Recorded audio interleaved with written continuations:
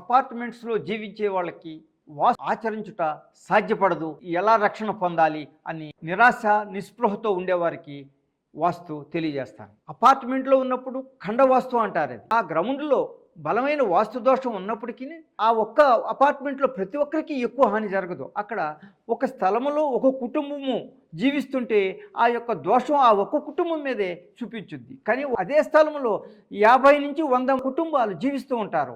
ఈ యొక్క చెడు ఈ 50 కుటుంబాలకు పంచుకుని అతి స్వల్పంగా పనిచేస్తుంది. అందువల్ల భయపడిన అవసరం లేదు. అపార్ట్మెంట్స్లో ఉండి ఎక్కువ సమస్యలు ఫేస్ చేసేవాళ్ళు అతి ముఖ్యమైన ఏంటంటే వర్గుని ఒకటి ఉపయోగించాలి, పేరును బట్టి వర్గు ప్రాధాన్యత ఇచ్చి ఆచరించాలి.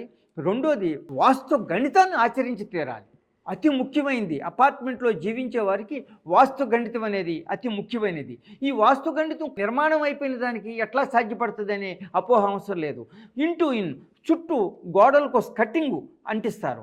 ఆ యొక్క లోపల యొక్క కొలతలను బట్టి ధనము, రుణము, ఆయుష్, వ్యాధి, నక్షత్రము ఇవన్నీ కూడా కొన్ని ఈ యొక్క వాస్తు గణితంలో సాధించి కానీ మనం కానీ వాటిని సరి చేసుకుంటే దాదాపు 70% వరకు వాస్తుని ముందుకు తీసుకెళ్ళిపోవచ్చు.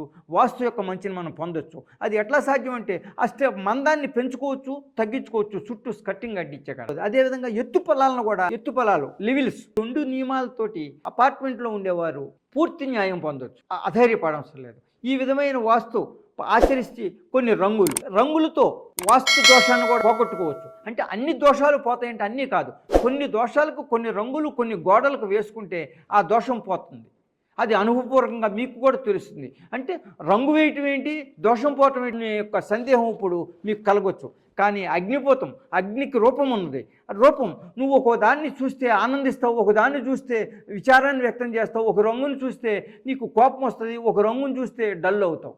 ఇది న్యాచురల్గా మీకు ఎదురయ్యేది. ఎప్పుడు ఇంటిలో ఉండి చూసేటప్పుడు ఆ యొక్క రంగు మీ మీద ఎందుకు పనిచేయదు?